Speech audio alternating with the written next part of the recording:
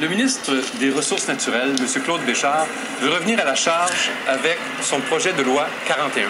Ce projet de loi-là, c'est un projet qui voudrait forcer les pétrolières à expliquer chacune des hausses de prix qu'elles imposent aux consommateurs québécois. C'est un projet que l'opposition a qualifié de ridicule avant Noël, et c'est pour ça qu'il est resté sur les tablettes à l'Assemblée nationale. Et s'il était ridicule avant Noël, il l'est encore.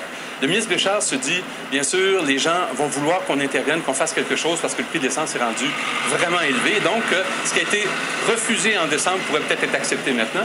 Mais il y a quelque chose d'absurde dans sa démarche, et c'est que la hausse des prix de l'essence, c'est pas un phénomène québécois, c'est un phénomène mondial, qui s'explique par des forces extrêmement profondes, qui sont celles du fait qu'il n'y a pas assez de pétrole pour satisfaire à la demande, qu'il y a une rareté qui va être de plus en plus grande, et donc c'est normal que les prix augmentent. À ça s'ajoute un jeu de spéculation qui vient de marchés internationaux qui sont tellement puissants que même les États-Unis ne sont pas capables de les contrôler. Et donc, il y a quelque chose d'un peu absurde à voir le ministre Béchard dire « Moi, je vais m'en occuper ». Il le sait d'ailleurs. Il a même dit « Je ne suis pas le Hugo Chavez du Nord » pour dire qu'il savait qu'il ne pouvait pas contrôler les prix d'énergie. À ce moment-là, pourquoi il fait ça?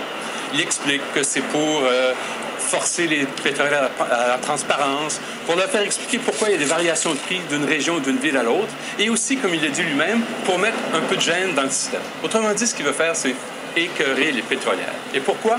Parce que les gens ne sont pas contents de voir le prix de l'essence augmenter, et que si quelqu'un écœure les pétrolières, les gens vont se dire, eh bien, au moins, il y a un politicien qui fait quelque chose, qui veut nous défendre, qui met ses culottes pour protéger les consommateurs.